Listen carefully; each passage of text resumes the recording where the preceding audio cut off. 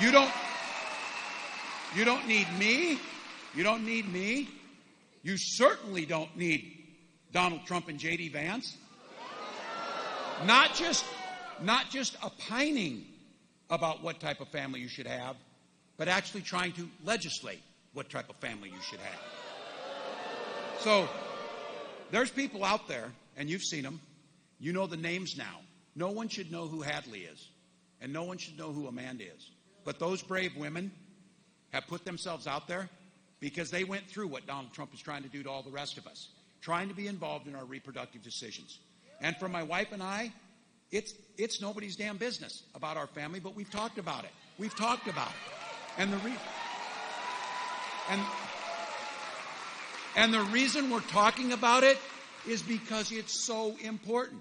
We tell the story, my wife and I, and this should be private and personal, but they make it everybody's damn business that we weren't able to have children and we're dealing with infertility. So we were lucky enough, because I had a union that got me health insurance, we were able to have access to those fertility treatments. And some of you heard me say this. And when that daughter was finally born, we named her Hope, because it's the most powerful word. Her and her brother Gus are our whole world. That is our decision and the things we had to go through. Make no mistake, they're not stopping at abortion access. They don't care about the story of another Amanda who had to travel from Georgia to North Carolina and then, because couldn't get the treatment at home, ended up dying. These are young mothers. These are people wanting families. Whether they want a family or not, it's none of their damn business. But they keep talking about how pro-family they are. You know what? Spend a little less time trying to ban books in our schools and try and ban assault weapons in our schools. That might be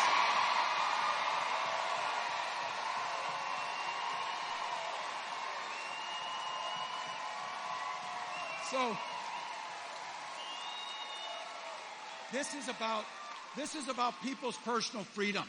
It's not about the government making these decisions. When Vice President Harris talks about it, we mean you, not us. I often hear this too. You do not need your elected officials to give you a sermon. But you should damn well expect us to try and live one. That's not so hard.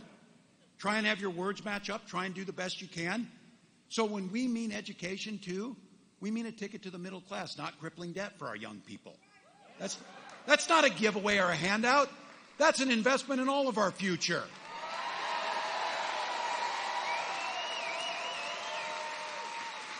And of all the things out there, they want to talk about government spending. They should, because Donald Trump added more to the national debt than any other president ever. So that's just factual. But you know how they get in there? I always tell this one. They say government doesn't work. Then they get elected and prove it. That's what they do. That's what they do. Because they know when they give tax cuts to the wealthy, then they can go after things that other people really care about, like Social Security and Medicare. Then they can try and claim that the national debt is the fault of Social Security and Medicare. And I get it.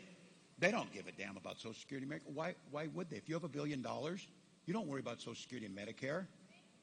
We do. My mom does. My 89-year-old mom does.